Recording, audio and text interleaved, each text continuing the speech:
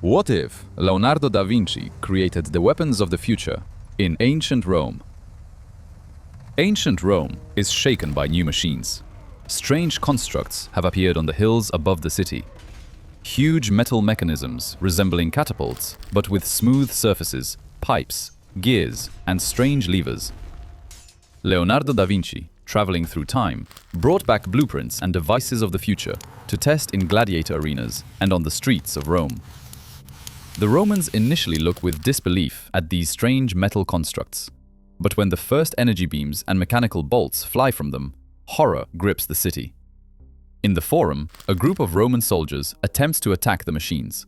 They wave spears and throw pila, but the projectiles pierce the air, and instead of the familiar impact, they hear the ringing of metal and the hum of energy. One of Da Vinci's machines, resembling a huge suit of armor with rotating blades and a firing mechanism, moves across the square at incredible speed, raining down destructive devices on the approaching legionnaires.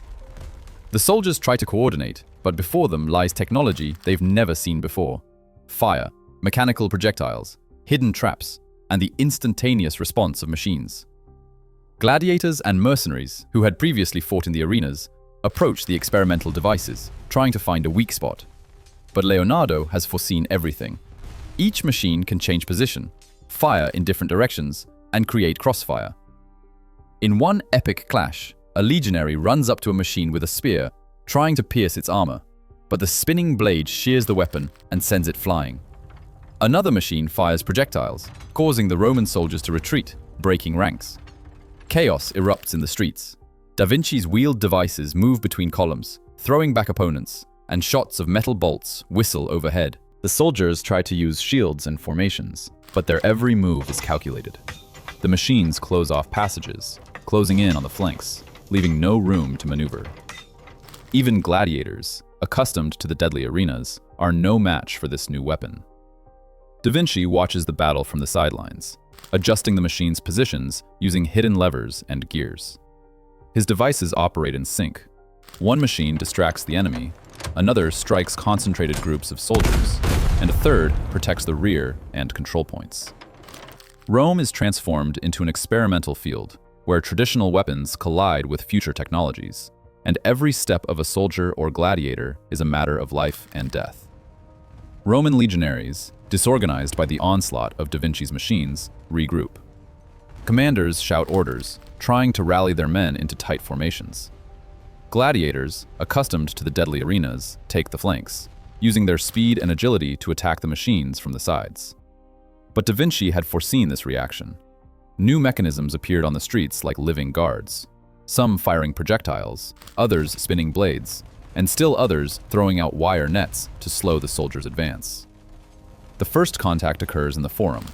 Legionaries with spears and shields attempt to break through the street where the new machine with rotating blades is located.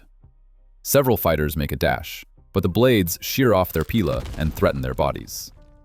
In the blink of an eye, one gladiator leaps onto the machine from the top of a column, attempting to deactivate the mechanism with a lever, but he is met by a crossbowman mounted on a nearby platform.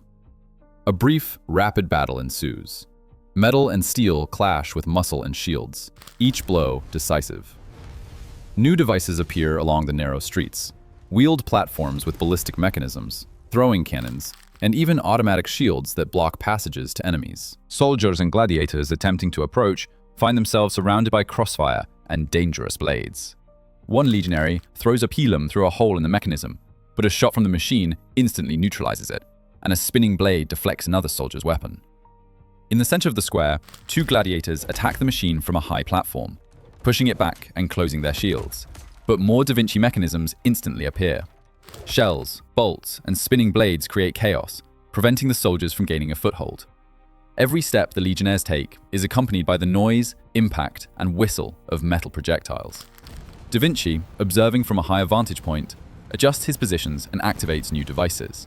Small wheeled platforms with projectile mechanisms emerge from arches, firing at enemies from the sides, while a large machine with rotating blades advances across the square, pushing legionnaires and gladiators back. Even the most experienced fighters realize that conventional weapons are nearly useless against these machines. On the roof of a nearby temple, A group of gladiators attempts to breach the mechanism's defenses with levers and stones, while soldiers engage in crossfire from the streets. Instant jumps, rolls, rifle butt strikes, flying projectiles. The city turns into a chaotic field of experimentation, where human courage collides with engineering genius. Towards the end of the block, the Romans begin to lose the initiative. New machines appear from around corners and columns, blocking escape routes, and the soldiers and gladiators are forced to retreat to the central staircases and streets, where Da Vinci maintains control.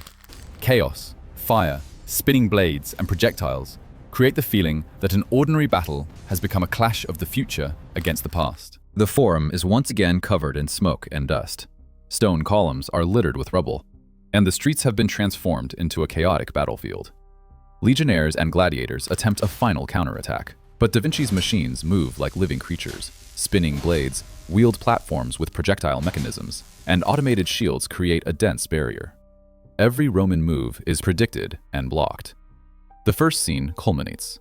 A soldier attempts to break through a narrow alley to attack a machine from the side, but a spinning blade suddenly throws him back.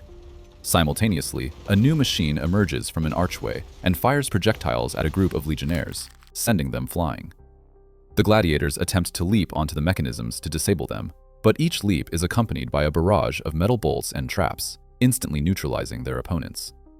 Da Vinci's final machine appears in the central square, a massive mechanical combat complex with rotating blades, throwing platforms, and embedded bolts that fly at incredible speed. It slowly advances across the square, cutting through columns and blocking any escape routes. The legionnaires, previously confident in their formations, find their usual tactics completely futile. In the narrow streets, the Roman fighters encounter wheeled platforms that fall from the rooftops, knocking down everyone in their path. The gladiators desperately try to penetrate the blade's defenses with levers and throwing stones, but every effort is met with an instant response from the machines. Shields close passages, and missile launchers neutralize their approach. Shells whistle, stone fragments fly, and the clanking of metal creates the feeling that an ordinary battle has transformed into an apocalyptic arena of the future. Da Vinci, standing on a raised platform, adjusts the positions of all the vehicles. Small wheeled platforms encircle the remaining soldiers from the flanks. The final vehicle closes the central passage, and several firing mechanisms create a crossfire. The Romans, surrounded on all sides, lose control and retreat. Every maneuver by Da Vinci's special vehicles destroys the chance of regaining their formation and coordination. Panic grips the legionnaires. Many fall under blades and projectiles. Others try to take cover in the ruins of columns. But the crossfire and the movement of the machines leave them no chance. The gladiators fight desperately, but in this chaos, human courage proves powerless against engineering genius. By the end of the block, the central square is completely controlled by Da Vinci's machines, and the Roman counterattack has collapsed, turning into the chaos of flight and defeat. The last glimmers of the setting sun illuminate the smoky forum. The central square is covered in the rubble of columns and stone slabs, and the streets are strewn with fallen soldiers and abandoned weapons. The remaining Romans desperately try to break through to the exits, but Da Vinci's machines control every passage. Their rotating blades, wheeled platforms with throwing mechanisms, and automated shields create an impenetrable wall. The final battle begins in the square. Several gladiators attempt to attack the final machine from a high platform, using levers and stones. But new devices instantly appear. Small mechanical platforms with throwing bolts block escape routes, while a large machine with rotating blades slowly advances, knocking down anyone who dares approach. Every leap, every blow, and every movement of the Romans is instantly stopped. In the narrow streets, the Roman fighters, trying to use columns and arches for cover, collide with wheeled platforms that unexpectedly emerge from alleys. Missile launchers on the mechanisms neutralize their enemies, while rotating blades shear off spears and shields. The gladiators, accustomed to deadly arenas, understand that human courage is powerless against this engineering genius. Da Vinci stands on a raised platform and watches the proceedings with a slight smile. His machines operate in unison. The final installation in the square blocks the central passage. Smaller platforms flank the last groups of legionnaires, and throwing bolts and spinning blades create a crossfire. The Romans lose all coordination. The remaining gladiators and soldiers retreat, falling into traps from which there is no escape. When the last enemies are neutralized, silence descends upon the city. Da Vinci's machines slow down, taking up positions in the squares and streets like living guards. The stone streets and squares are covered in smoke, sparks, and debris, but control of the city is established. Dawn bathes the ruins in a soft light, and a panoramic view from above reveals the city completely under the control of Leonardo's future engineering. Victory achieved, chaos subsides, and only the machines remain on guard. Proof that skill and genius can change the course of history, even in ancient Rome. With the last legionnaires and gladiators neutralized or hidden in the ruins, the city gradually descends into silence. The stone streets and squares, recently filled with shouts and the clash of weapons, are now shrouded in light smoke and falling dust. Da Vinci's machines slow, taking up positions on the streets and squares like living guards, demonstrating the engineer of the future's complete dominance over ancient reality. The ruins of columns and the rubble of destroyed buildings serve as a reminder of the scale of the battle.